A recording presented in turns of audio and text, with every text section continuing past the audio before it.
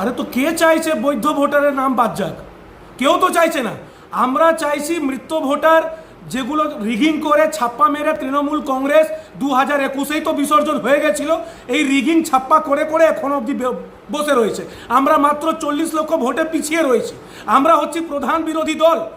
BJP 100 সিটে খুব কম, মানে 1000 থেকে 1500 মার্জিনে পিছিয়ে ছিল। তো সেগুলো কি করে হয়ে গেল?